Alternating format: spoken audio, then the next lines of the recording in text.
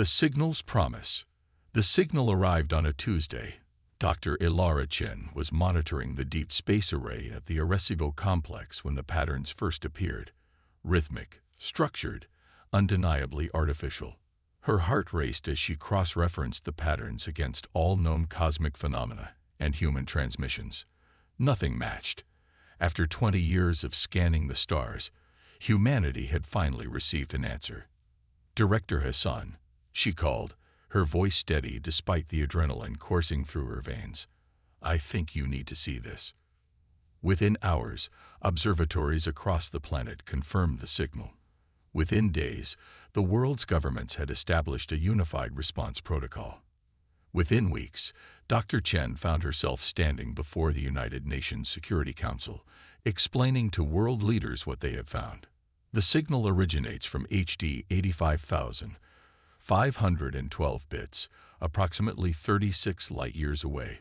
She explained, her laser pointer circling a seemingly unremarkable star on the projection behind her.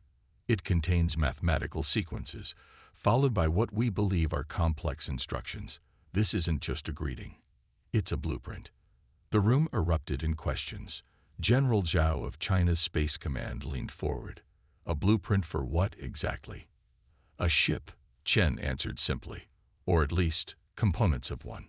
The designs utilize principles of physics we've theorized but never been able to implement. Quantum displacement engines, gravitational manipulators, materials that shouldn't be possible. So they're giving us technology." The American representative's voice carried equal parts hope and suspicion. "Why would an advanced civilization hand us the keys to the stars?" Chen hesitated. "That's what bothers me, Madam President. These aren't just advanced designs. They're desperate ones. The transmission pattern suggests urgency. The blueprints aren't a gift. They're a plea."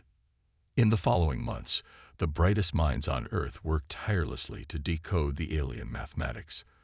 Dr. Chen led a team of xenolinguists, mathematicians, and theoretical physicists in the largest collaborative scientific endeavor in human history. The United Nations established Project Prometheus to coordinate the global response. 6 months after the signal's arrival, Dr. Chen made another breakthrough. The signal contained more than blueprints. It contained a message. "They call themselves the Luminarch," she announced to the Prometheus Directorate. "Their star is dying, but that's not why they sent the signal. Something called the Void Harbingers destroyed their civilization. The blueprints are for a defensive vessel, one that could save them. But the message was sent 36 years ago. They're already gone. Then why build the ship at all?" asked Director Hassan, the question hanging heavy in the room. Dr. Chen displayed the final decoded portion of the message. "Because they weren't the only target. The Harbingers move from star to star, consuming civilizations. According to their calculations, Earth is next." Silence fell over the room as the implications sank in. Humanity wasn't being offered a gift. They were being warned and armed. Construction began immediately. The nations of Earth, faced with extinction, pooled their resources in unprecedented cooperation. The International Space Agency established a construction facility in Earth orbit, where the gravity manipulation components could be properly tested. Materials research labs across the planet worked on creating the exotic alloys specified in the blueprints. Not everyone embraced the project. Religious extremists proclaimed the ship an abomination. Conspiracy theorists claimed it was a trap designed to lure humans to their doom. Several attempts at sabotage were narrowly thwarted. Dr. Chen found herself working alongside Captain Marcus Reeves, a veteran astronaut selected to command the vessel once completed. Reeves was skeptical, pragmatic, with eyes that had seen the curvature of Earth and the vast emptiness beyond. "You really believe this ship can save us?" he asked Chen late one night as they reviewed the Luminarch propulsion designs. "Even if we build it correctly, we have no idea how to fight these Harbingers." "The Luminarch didn't send us these plans on a whim," Chen replied. "They chose Earth specifically. There must be something about us they believed could succeed where they failed." Human unpredictability, Reeves suggested with a wry smile. The one thing aliens always underestimate in the movies. Chen smiled back, but her eyes remained serious. The Luminarch were a hive consciousness. They thought as one. Perhaps they recognize that our individual perspectives might see solutions they couldn't. 18 months into construction, the true nature of the vessel began to take shape. It wasn't merely a warship. It was a dimensional anchor capable of stabilizing space-time against the distortions the harbingers used to consume stars and planets. The quantum displacement engine would allow it to match the harbinger's ability to slip between dimensional layers. They named it the Titan's Echo, a reflection of humanity's mythological defiance against cosmic powers. As the ship neared completion, instruments detected gravitational anomalies at the edge of the solar system. The Void Harbingers had arrived, decades earlier than the Luminarch had predicted. Earth had months, not years, to prepare. The launch date was moved forward. Systems remained untested, crews trained in simulation only. It was a desperate gamble with the fate of humanity at stake. The night before launch, Dr. Chen stood in the observation deck of the space station, looking at the gleaming hull of the Titan's Echo. Captain Reeves found her there, lost in thought. Having second thoughts, he asked, joining her at the viewport. Wondering if we understood the message correctly, she admitted. What if we missed something crucial? What if this ship isn't what we think it is? Reeves was silent for a moment. You know why they chose me to captain this mission. My psych evaluation said I have an uncommon comfort with uncertainty. We're heading into the unknown, Ilara. All we can do is trust that the best of humanity went into building this ship, and the best of humanity will be going aboard. I'm coming with you, Chen said suddenly. As the foremost expert on Luminarch communication, I've been assigned to the crew. Reeves raised an eyebrow. I thought you preferred your feet on solid ground. This is first contact, Marcus. Even if the Luminarch are gone, their legacy remains. Someone needs to understand what they were trying to tell us. She turned to face him fully. And if we fail, someone should be there to record humanity's last stand. The launch ceremony was brief. With the gravitational distortions growing stronger by the day, there was no time for lengthy speeches or ceremonies. The crew of 50, scientists, engineers, and military personnel from 18 nations, boarded the Titan's Echo with the hopes of humanity on their shoulders. As the ship pulled away from the station, Captain Reeves addressed the billions watching from Earth. We go to meet our future, whatever it may hold. We carry with us not just the technology of an alien race, but the spirit of our own. The Titan's Echo will show the stars what humanity is capable of. We will not go quietly into the dark. With those words, the quantum displacement engines engage. In a flash of light that briefly outshone the sun, the Titan's Echo vanished from Earth orbit, leaving behind a planet holding its collective breath. The signal had promised salvation. Now humanity would discover if that promise could be kept. Part 2. Forging the Impossible. The Titan's Echo materialized at the edge of the solar system, where instruments on Earth had detected the gravitational anomalies. The crew, still adjusting to the disorienting effects of quantum displacement, stared in awe at the main view screen. Before them stretched a tear in space itself, a gash in reality that pulsed with impossible colors and geometries that hurt the mind to contemplate. Within this dimensional rift, shadowy forms moved like oil through water, their shapes constantly shifting yet somehow conveying a sense of ancient malevolence. Recording all frequencies, Dr. Chen announced, her fingers flying across her console.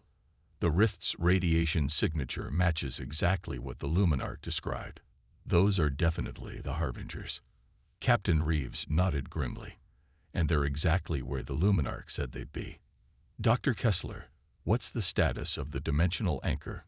The German physicist checked his readings. Operational, but untested. If the blueprints are correct, activating it should stabilize local space-time, preventing the Harbingers from completing their dimensional transition. And if the blueprints are wrong? Asked Commander Rodriguez, the weapons officer. Then we learn very quickly, Reeves replied. Dr. Chen, any sign they've detected us? Before Chen could answer, the ship shuddered violently. Alarms blared as systems registered massive energy fluctuations. They've locked onto us with some kind of gravitational tether. Lieutenant Wong shouted from the navigation station. We're being pulled toward the rift. Activate counter thrusters, Reeves ordered calmly. Kessler, prep the anchor. Everyone else, braced for dimensional instability. The Titan's Echo's engines strained against the invisible force dragging them toward the rift. The hull creaked under stresses it was never designed to withstand. Warning lights flashed across every console as systems approached critical failure. Counter thrusters failing, Wong reported. We can't break free. Then we don't fight it, Reeves decided. Cut engines. Divert all power to shields and the anchor. If they want us, let's give them more than they bargained for. The ship stopped resisting, accelerating rapidly toward the rift.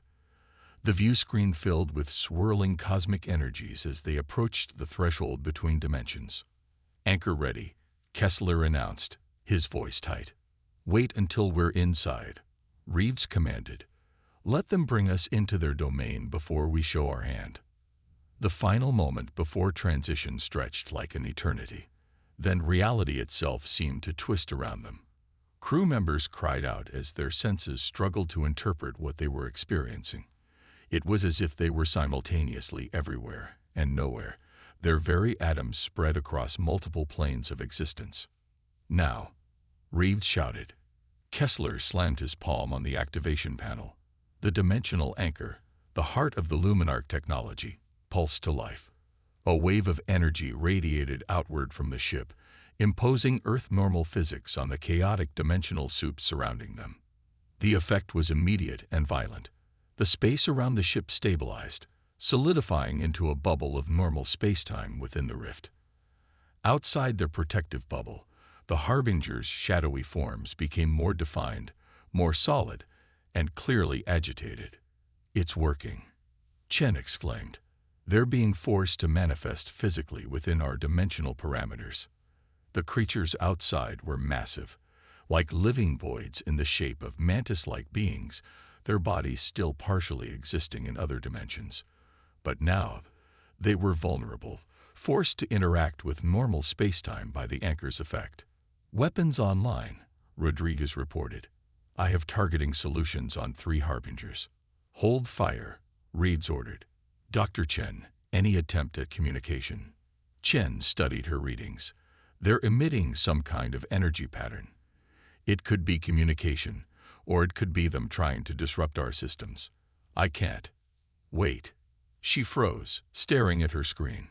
Captain, I'm receiving a Luminarch signal. From inside the rift. That's impossible, Kessler argued. The Luminarch were destroyed.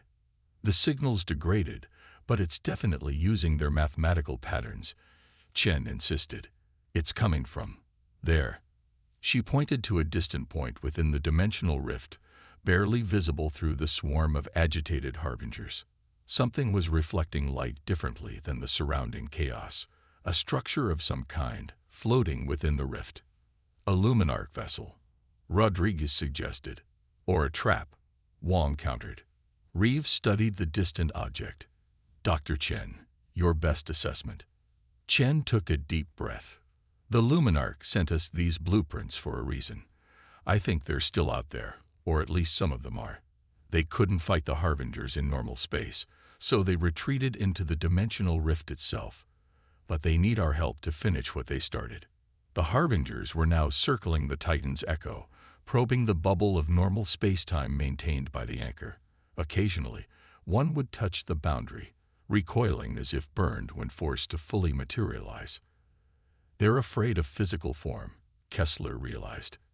In their natural state, they exist across multiple dimensions simultaneously. The anchor forces them to exist in just one, our reality. Which makes them vulnerable, Rodriguez added, but they still outnumber us hundreds to 1. Reeves made his decision. Set course for the Luminarch signal. Maintain anchor field at maximum. If the Harbingers want to fight in our dimension, we'll give them one. The Titan's Echo pushed forward through the rift, its engines functioning normally within the bubble of stabilized spacetime. The Harbingers scattered before them, clearly unwilling to be caught in the anchor's effect. But as the ship progressed deeper into the rift, more Harbingers appeared, gathering in swarms that darkened the already bizarre landscape. "They're coordinating," Chen warned, "establishing a blockade between us and the Luminarch signal." "They don't want us to reach whatever's sending that signal," Reeves concluded, "which means that's exactly where we need to go.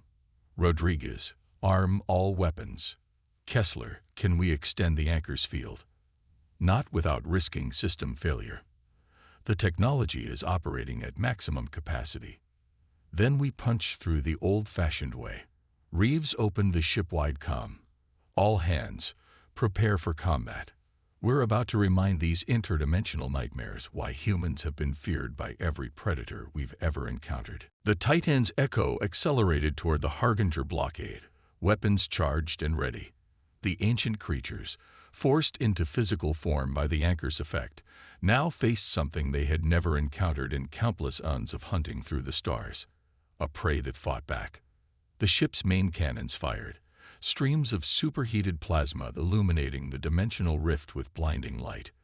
Where the plasma struck, Harbingers shrieked in frequencies that made the hull vibrate. Their partially materialized bodies burned away, leaving behind nothing but dissipating energy. But for every Harbinger destroyed, 10 more took its place, swarming around the anchor's field, looking for weaknesses. One found a fluctuation in the field's integrity and pushed through, materializing partially on the bridge. Half in this reality, half in another, it reached for Kessler with limbs that seemed to exist in impossible configurations. Lieutenant Commander Sato reacted instantly, drawing her sidearm and firing. The bullets passed through the creature's interdimensional body without effect, until they hit the parts forced into physical reality by the anchor. The Harbinger convulsed, its form destabilizing before it collapsed into a puddle of rapidly evaporating dark matter. "Seal that breach," Reeves ordered as Kessler scrambled to adjust the anchor's field. "We can hurt them, people. Focus on the parts that look solid." The battle intensified as the Titan's Echo pushed deeper into the Harbinger swarm. The ship's weapons found their targets with increasing accuracy as the crew learned to predict the creature's materialization patterns. But the strain on the ship's systems was mounting. Warning lights flashed across engineering consoles as power fluctuations threatened the anchor's stability. "Captain, we're losing the anchor," Kessler reported, his voice tight. "Another 5 minutes at most." "We need to reach that signal before the field collapses," Reeves responded. "Divert all non-essential power to engines and the anchor." "Sir," Chen interrupted, "the signal is changing. It's like it's responding to our presence. I think the Luminarch are trying to help us." New mathematical patterns flowed across her screen, patterns she recognized from the original blueprints, but with subtle differences. "They're sending modifications for the anchor," she realized. "Kessler, I'm forwarding these to your station. I think they'll help stabilize the field." The German physicist studied the incoming data, his expression shifting from skepticism to wonder. "These adjustments, they're brilliantly simple. Why didn't we see this before?" "Because they're not just giving us technology anymore," Chen said quietly. "They're teaching us how to use it." As Kessler implemented the modifications, the anchor's field strengthened, expanding outward in a sudden pulse that caught dozens of Harbingers unprepared. The creatures screamed as they were forced fully into physical form, their bodies unable to maintain coherence in a single dimension. The path to the Luminarch signal cleared momentarily. Through the chaos of battle, the crew of the Titan's Echo caught their first clear glimpse of what awaited them, a massive crystalline structure floating in the heart of the rift, pulsing with the same rhythmic patterns as the original signal that had reached Earth. "That's no ship," Reeves murmured. "That's a city. Or what's left of one," Chen added softly. "Captain, I think we found the last refuge of the Luminarch civilization." As the Titan's Echo approached the crystalline structure, The Harbinger's attacks grew more desperate. They sacrificed themselves by the dozens, hurling their partially materialized bodies against the anchor's field in an attempt to disrupt it. The ship shuddered under the impacts, but the modified field held. Final approach, Wang announced, establishing orbit around the structure. The crystalline city grew larger on the view screen, revealing intricate geometries that seemed to fold in on themselves in ways that shouldn't be possible. At its center, a spire of pulsing light reached out toward them, the source of the signal. "They're hailing us," Chen said with wonder in her voice. "Captain, the Luminarch want to speak with us." Reeves straightened in his chair. Humanity's first true contact with an alien civilization, and it happens in a dimensional rift while fighting off cosmic horrors. "Put them through, Doctor. Let's see what they have to say." The view screen shifted, displaying not an alien face, but a complex pattern of light and mathematical symbols that somehow conveyed emotion, gratitude, relief, and urgency all at once. Chen's translation software worked frantically to interpret the message.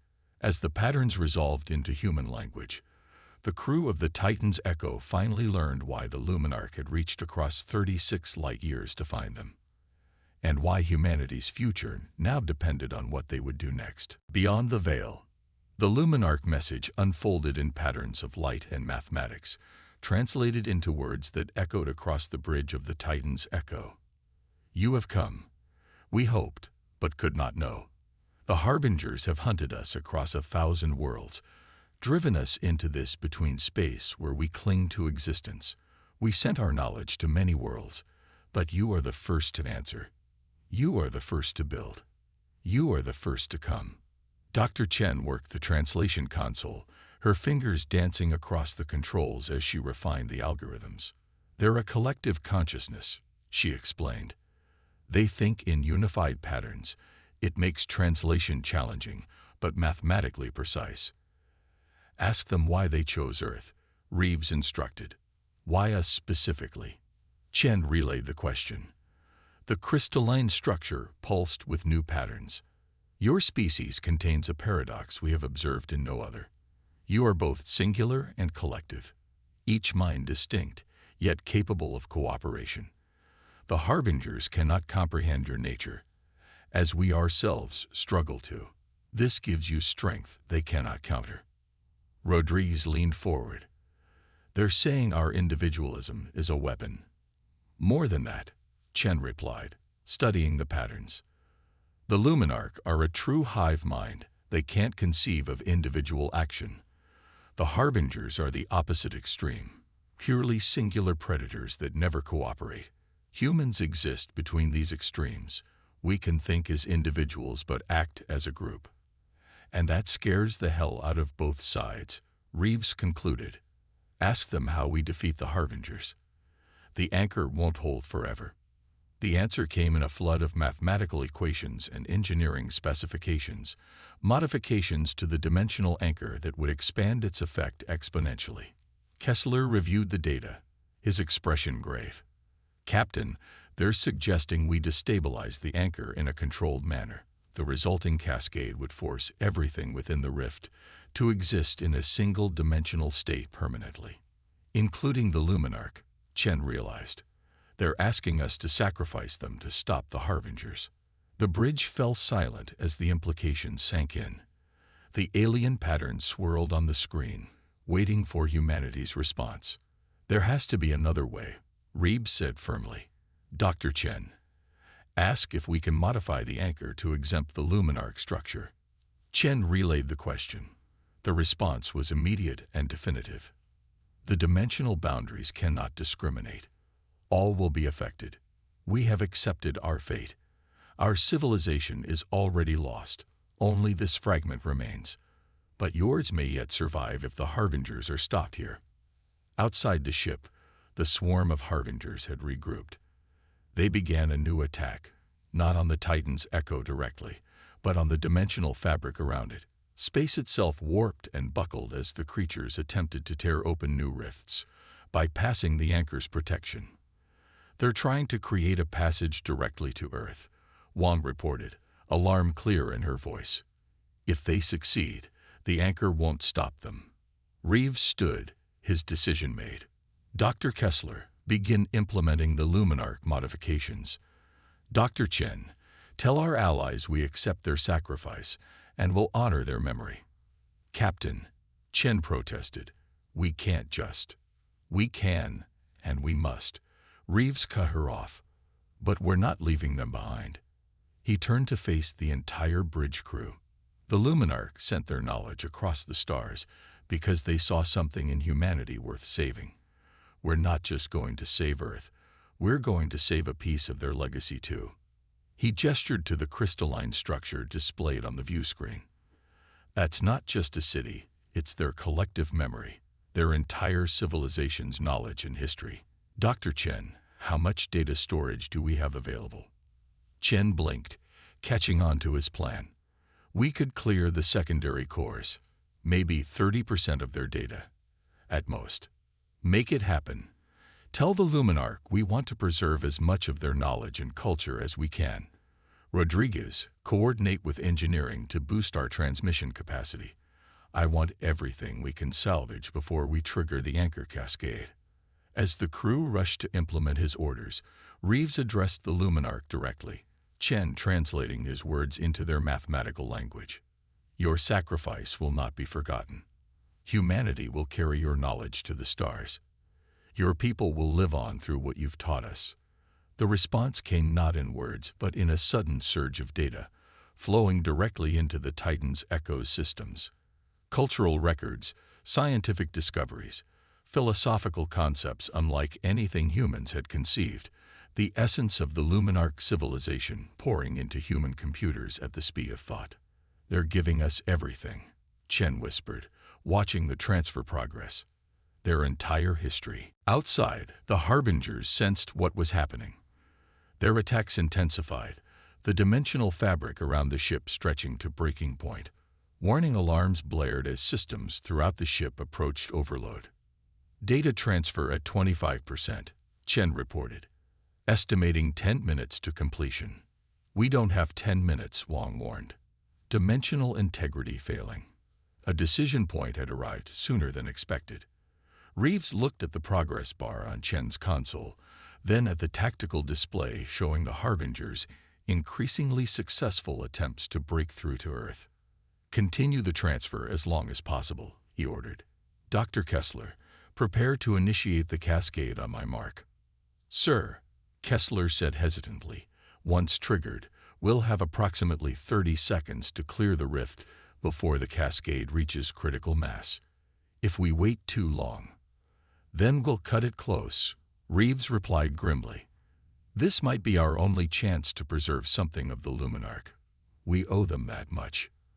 The next several minutes stretched into an eternity of tension. The ship shuddered continuously as Harbingers broke partially through the weakening dimensional barriers, only to be repelled by the ship's weapons. The data transfer crawled toward completion, while Kessler finalized the anchor modifications. Transfer at 41%, Chen announced. It's slowing as our systems approach capacity. That'll have to be enough, Reeves decided as a particularly violent dimensional rupture sent several crew members sprawling. Dr. Kessler, initiate the cascade. Lieutenant Wang, plot the fastest course out of the rift. Kessler's fingers flew across his console, implementing the final Luminarch modifications. The dimensional anchor began to pulse with new energy, its stable field transforming into an expanding wave of dimensional normalization. Cascade initiated, Kessler confirmed. 25 seconds to critical mass. Breaking orbit, Wang reported. Maximum burn toward rift exit. The Titan's Echo pulled away from the crystalline structure, engines straining at full power. Behind them, the dimensional anchor's effect began to spread, forcing permanence onto a realm of flux. The Harbingers shrieked as they were caught in the wave, their bodies solidifying completely, unable to escape back into the higher dimensions where they normally existed. 15 seconds to critical mass. Kessler counted down. We're cutting it very close, Captain. The ship rocketed toward the boundary of the rift, pursued by the expanding cascade effect. On the view screen, They could see the Luminarch structure being enveloped by the wave, its crystalline geometries settling into configurations possible in normal spacetime. 10 seconds. 9. 8. Almost there, Wang urged, her hands white-knuckled on the navigation controls. 7. 6.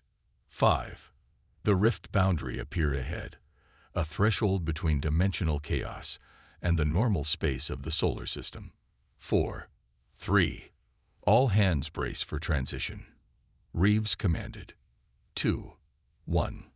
The Titan's echo burst through the rift boundary, just as the cascade reached critical mass. Behind them, the entire dimensional pocket collapsed in on itself, sealing away both the Harbingers and the last remnants of the Luminarch civilization forever. The sudden transition back to normal space threw the ship into a tumbling roll. Emergency systems engaged automatically, stabilizing their trajectory, but not before several crew members were thrown from their stations. As the chaos subsided, Reeves pulled himself back into his chair. Status report. Hull integrity at 68%. Rodriguez reported, wiping blood from a cut on his forehead. Weapons offline. Life support functional. Engines at 40% capacity. Came the report from engineering. We can make it home, but it won't be quick. The anchor? Reeves asked. Completely burned out, Kessler confirmed. The technology is intact, but the power systems were pushed well beyond design tolerances. Reeves turned to Chen and the Luminarch data. She checked her console, relief washing over her face. Secure. We managed to salvage 43% of their transmitted knowledge. It will take decades to fully analyze and understand, but they live on, Captain, at least in some form. The view screen showed empty space where the rift had been. No trace remained of the dimensional tear, the Harbingers, or the Luminarch. Only the data in the Titan's Echo's computers proved that any of it had ever existed. Set course for Earth, Reeves ordered quietly. Let's go home. The journey back took 3 weeks. Emergency repairs kept the ship functioning, though barely. When they finally achieved orbit around Earth, they were greeted by a fleet of vessels.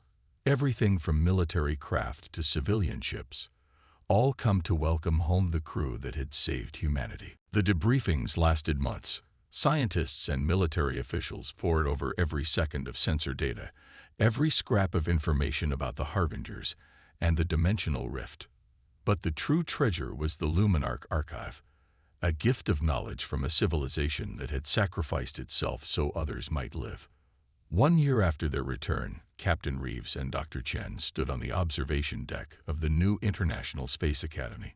Below them, cadets trained to serve on the next generation of ships, vessels that would incorporate both human innovation and Luminarch principles.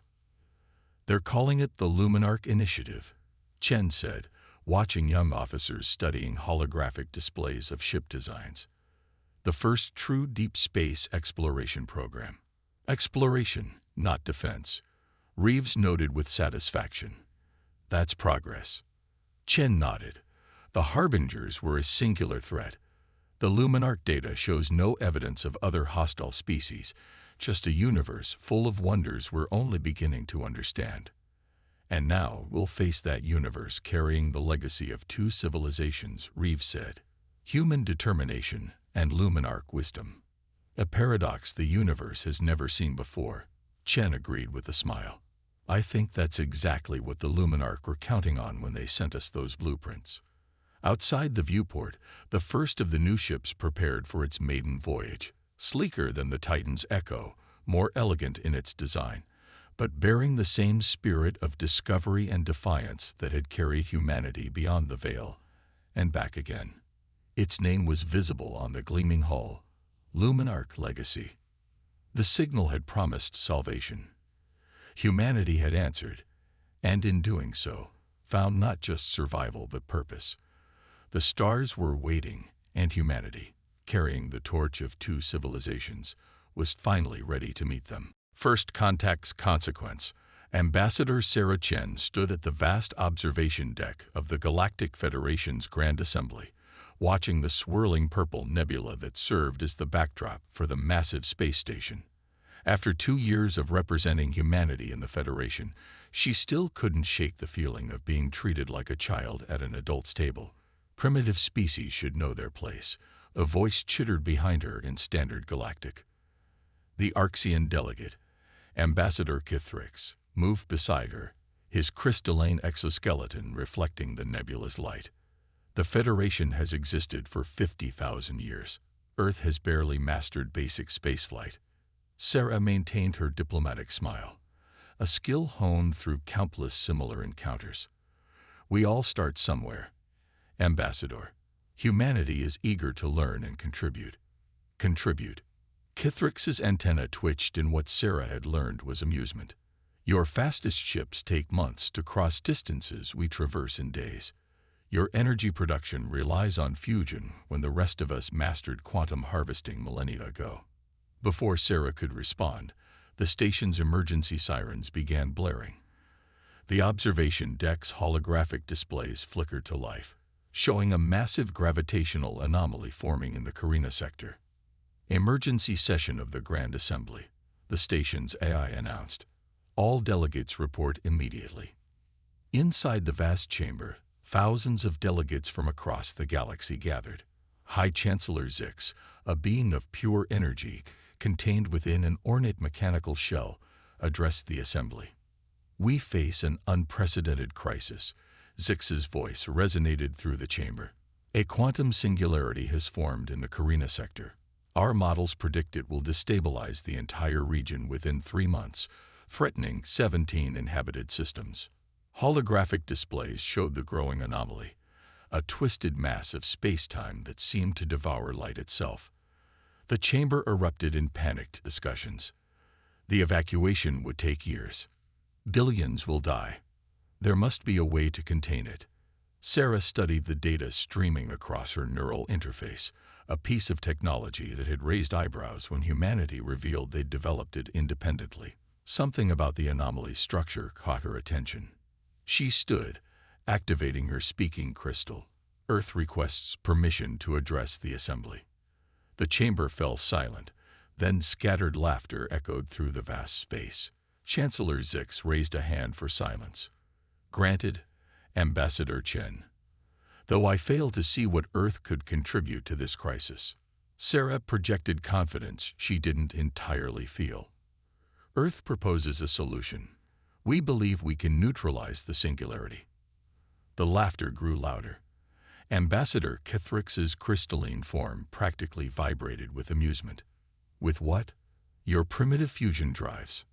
No, Sarah said calmly. With our quantum resonance fleet. The chamber fell silent. Chancellor Zix leaned forward. Earth has no such fleet. Our monitoring stations would have detected it. Sarah allowed herself a small smile. There's a lot about Earth you haven't detected, Chancellor. We've maintained certain technological developments in reserve. The quantum resonance fleet is one of them. You expect us to believe, Kithrix interrupted, that humanity has secretly developed technology that could contain a quantum singularity. No, Sarah replied. I expect you to watch us do it. She pressed a sequence on her neural interface. This is Ambassador Chen to Earth Command. Operation Prometheus is now active. Launch the fleet. Across Earth's solar system, hidden bases on Mars, Europa, and Titan activated.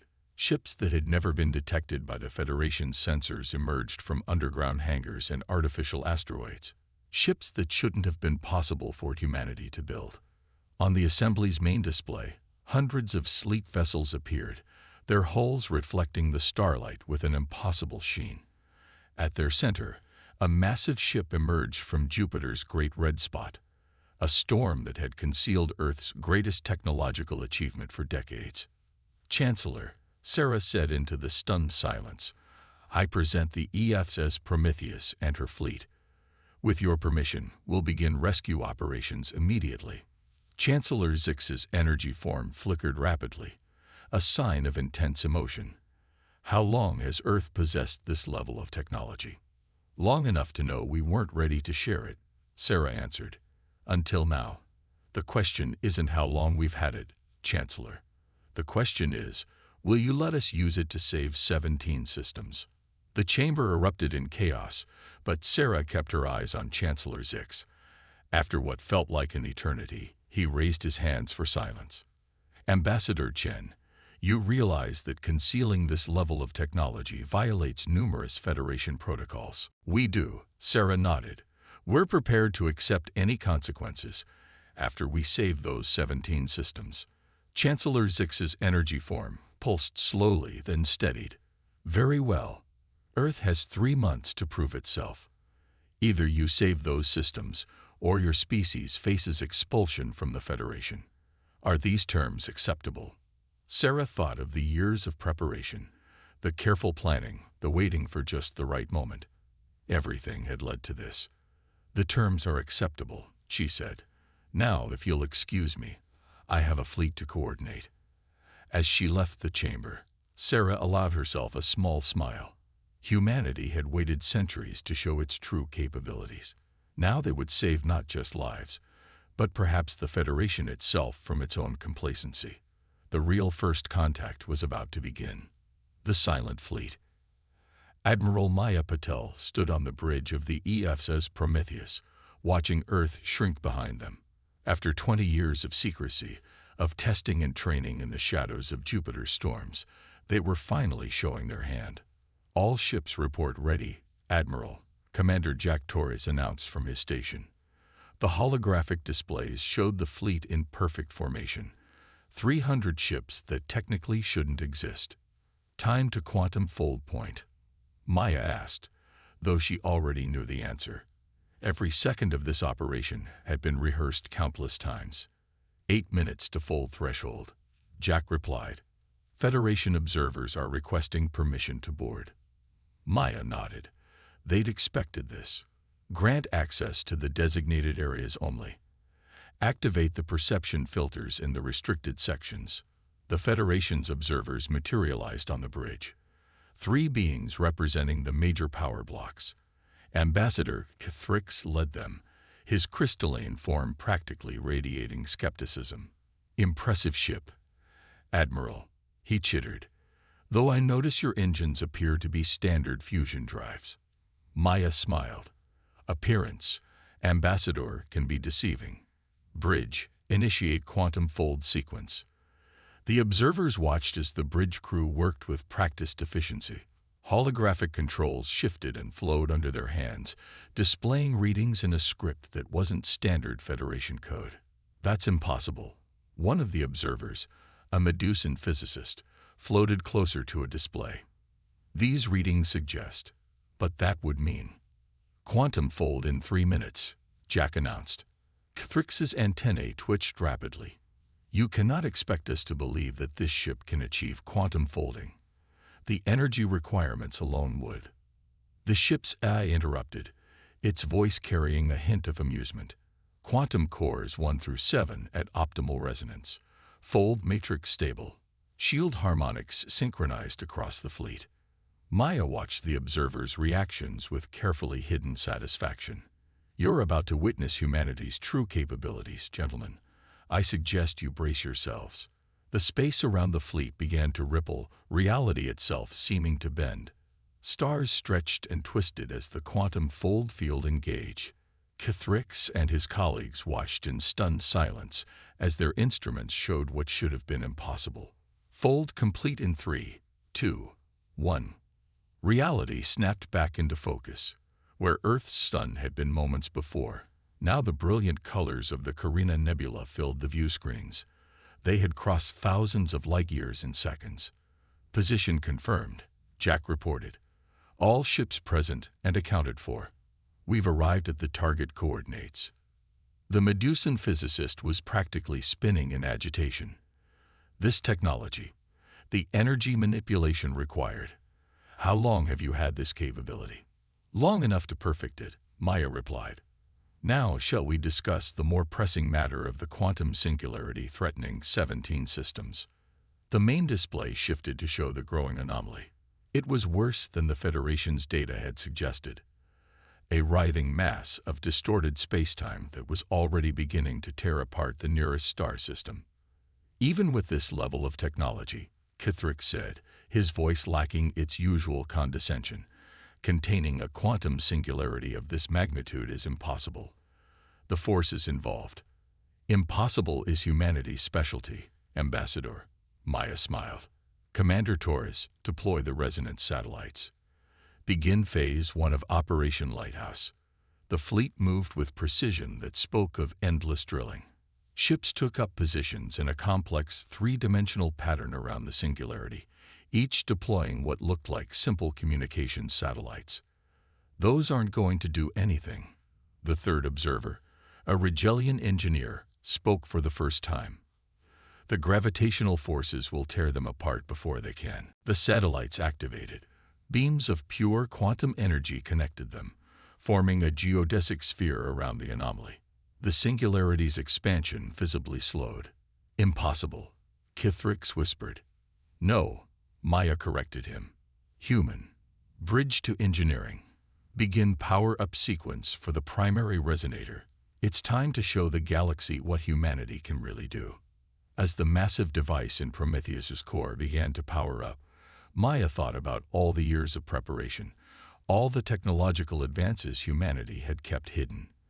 They hadn't done it out of fear or mistrust, but because they knew this moment would come, a moment when the galaxy needed something impossible. And humanity had always specialized in the impossible. The resonator hummed to life, its power making the very fabric of space sing. The real work was about to begin. Race against the void. The quantum singularity pulsed with dark energy, fighting against the containment field like a living thing. Inside the ESS Prometheus's command center, Admiral Maya Patel watched the holographic display with growing concern. Something wasn't right. Status report, she ordered, her eyes fixed on the anomaly's strange behavior. Dr. Emily Santos, the fleet's lead quantum physicist, manipulated the holographic controls with practiced ease. The containment field is holding, but the singularity's growth rate is accelerating beyond our projections. There's something we're missing. The Federation observers stood to the side, their earlier skepticism replaced by wary attention. Kithrick's crystalline form vibrated at a frequency that indicated deep concern. Your containment technology is impressive, he admitted, but the readings suggest the singularity will break free within 48 hours. Even if you maintain the field, the power requirements will drain your fleet's resources before you can implement a permanent solution. Maya shared a look with Dr. Santos. They had both noticed something in the data, a pattern that shouldn't exist in a natural phenomenon. Show me the quantum signature analysis, Maya requested. The holographic display shifted, revealing layers of complex data. There, that frequency pattern. Dr. Santos. Emily's eyes widened. It's artificial. The singularity. Someone created it. The revelation hit the command center like a physical force. Kithrick's antennae went rigid with shock. That's impossible. No known species has the technology to generate a quantum singularity of this magnitude. No known species, Maya agreed, emphasizing the word known. She turned to Commander Torres. Jack, initiate a full spectrum scan. Look for any signs of advanced technology in the surrounding systems. As the fleet's sensors probed the region, Maya's mind raced through the implications. Earth's intelligence services had suspected there were older, more advanced civilizations operating from the shadows of the galaxy. This might be proof. Contact, Jack announced, picking up unusual energy signatures from the seventh planet of the nearest system. They're moving. The main display showed a massive structure emerging from behind the gas giant. Its design was unlike anything in Federation records. Organic curves melded with geometric precision, its surface seeming to bend light around it. By the first stars, Kithrick whispered. That ship, it matches legends from the early days of the Federation. The precursors. A transmission cut through all communication channels, its signal bypassing every encryption.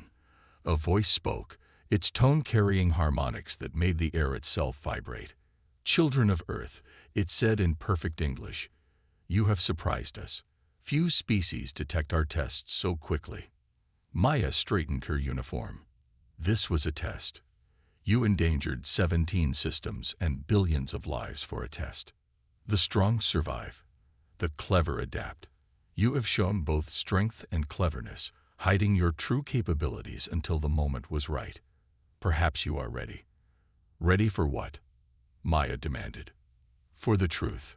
Your galaxy faces a threat far greater than our little experiment. We have watched for millennia, testing species, searching for those who might be capable of helping us face what comes. The ship moved closer, its size becoming apparent. It was larger than Earth's moon. Your quantum resonance technology. It is crude, but it shows promise. More importantly, your species' ability to innovate, to hide in plain sight while developing beyond your apparent capabilities. These traits will be necessary. Dr. Santos was analyzing the precursor ship's energy readings, her expression growing increasingly alarmed. "Admiral, their quantum signature, it matches fragments we've detected from beyond the galactic barrier. Whatever they're preparing for, it comes from outside," the precursor voice confirmed. "And it hungers for all life in this galaxy. The Federation's stagnation, their complacency, it would doom them. But you, children of Earth, you have shown us something new." Maya felt the weight of history pressing down on her shoulders. What had started as a crisis response was becoming something far more significant. "Show us," the voice commanded. "Show us that our assessment of your potential is correct. Contain our test. Save these systems and earn your place among those who will fight to preserve this galaxy." The transmission ended. Maya looked around the command center, seeing determination in every human face and growing respect in their alien observers. "Well," she said, allowing herself a small smile, "it seems humanity's debut on the galactic stage just got more interesting. Dr. Santos, let's show our ancient friends what humans can really do when challenged." The quantum resonance fleet began to move into a new formation, preparing to demonstrate that humanity's hidden advances were just the beginning of what they could achieve. The real test was about to begin. Impossible solutions. The command center of the EFSA's Prometheus had transformed into a hub of frenzied activity. Holographic displays showed streams of data as human scientists worked alongside Federation experts, all previous prejudices forgotten in the face of their challenge. Dr. Emily Santos stood before the main display, manipulating quantum field equations with practiced gestures. The precursor's artificial singularity is based on principles we've only theorized about. It's not just drawing in matter and energy. It's consuming quantum information itself. Admiral Patel watched as another simulation failed. "How long before it breaks containment?" 36 hours, Emily replied. "Unless..." She hesitated, looking at Kithrix and the other Federation observers. Thrix's crystalline form shifted colors. "You have an idea, Dr. Santos." "A crazy one," she admitted. "But we'll need Federation technology to make it work. Specifically, your quantum entanglement arrays." The Medusan physicist floated closer. "Our arrays aren't compatible with your resonance technology. The harmonic frequencies would tear a hole in space-time," Emily finished. "Exactly." Admiral Patel's eyes widened as she understood. "You want to fight fire with fire." Emily nodded, pulling up new diagrams.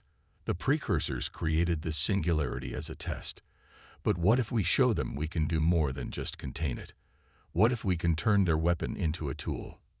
The command center fell silent as Emily explained her plan. It was audacious, unprecedented, and by all known physics, impossible.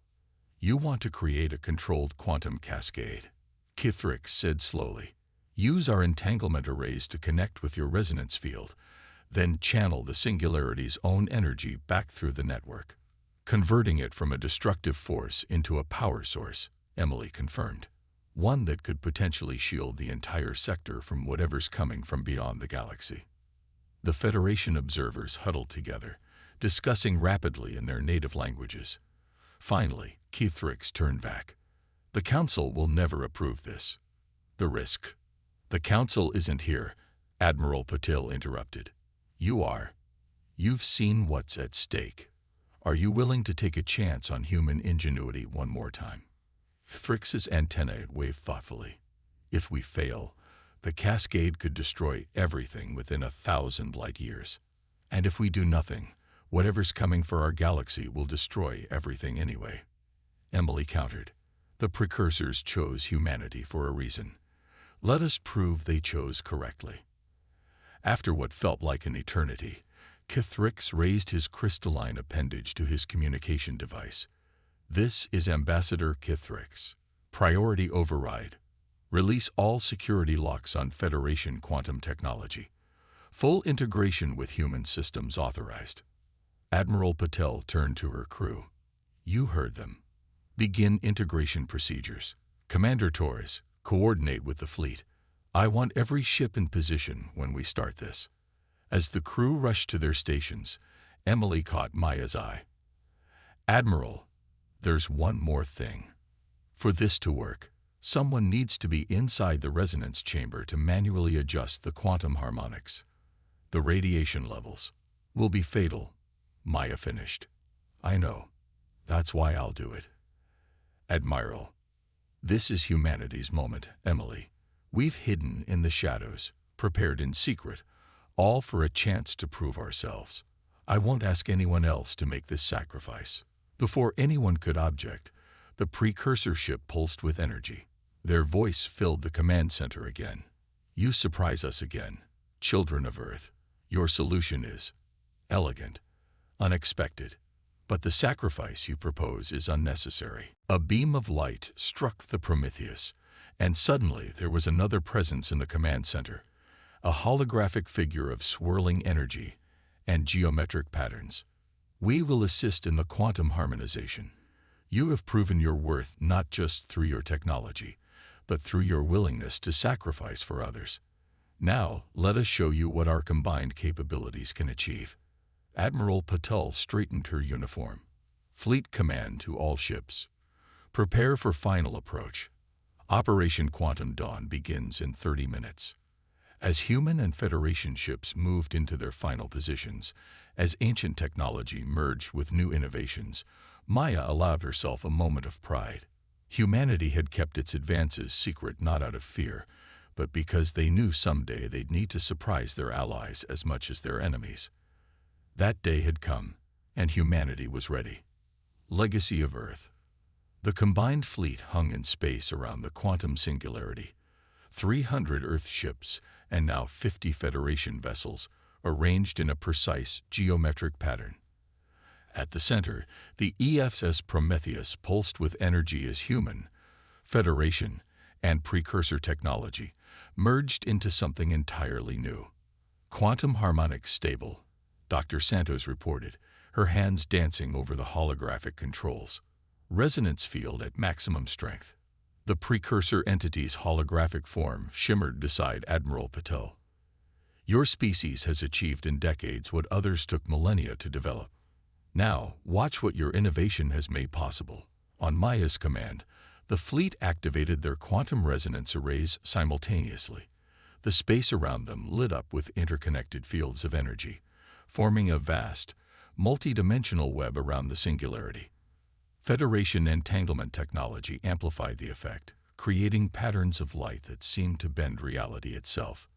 Energy conversion beginning, Thrix announced, his crystalline form vibrating with excitement. The singularity's destructive force is being channeled through the network. The dark mass at the center of their formation began to change. Instead of consuming everything around it, it now pulsed with controlled energy, its very nature transforming under the influence of their combined technology. By the first stars, the Medusan physicist whispered, "You've done it. You've actually done it." The precursor's voice carried a note of satisfaction. More than that. Look. The main display showed the bigger picture. The converted singularity was now projecting a quantum barrier that extended far beyond their local space, strengthening the very fabric of reality against whatever threat lurked beyond the galaxy. This is only the beginning, The precursor continued. What comes from the void between galaxies cannot be fought with weapons alone. It requires innovation, adaptation, the ability to see beyond conventional limitations. Humanity has demonstrated these qualities. Admiral Patel watched as the last traces of the destructive singularity transformed into a protective barrier. You knew we had hidden capabilities all along, didn't you? We suspected. Your pattern of advancement was unique. Most species show their achievements proudly, competing for status. Humanity developed in secret, preparing for a moment of need rather than a moment of glory. The Federation observers looked at their human counterparts with new understanding. Kithrick stepped forward. I must contact the Council, he said. They need to know everything. About the threat, about humanity's true capabilities, about what we've witnessed here. Tell them this as well, Maya added. Earth is ready to share all of our technological developments, not because we've been forced to reveal them, but because now is the right time. The galaxy needs to prepare, and we'll do it better together than apart. The precursor's form brightened. And that, children of Earth, is why you were chosen. Not just for your technological achievements, but for your understanding of when to hide, when to reveal, and when to share. Dr. Santos looked up from her readings. The quantum barrier is stable. According to these calculations, it will last for centuries, maybe longer. Long enough, the precursor agreed. Long enough for this galaxy to prepare, to unite, to become strong enough to face what comes. And humanity will help lead that preparation. Admiral Patel turned to her crew, seeing pride and determination on every face. Send word to Earth. Operation Quantum Dawn is complete. And send a message to the Federation Council. Earth formally requests an emergency session to share everything we know, everything we've developed. It's time for humanity to step fully into the galactic community. As the messages were sent, as celebrations began across 17 saved systems, Maya thought about the long journey that had led to this moment. Humanity had hidden its true capabilities not out of fear or distrust, but because they understood something fundamental.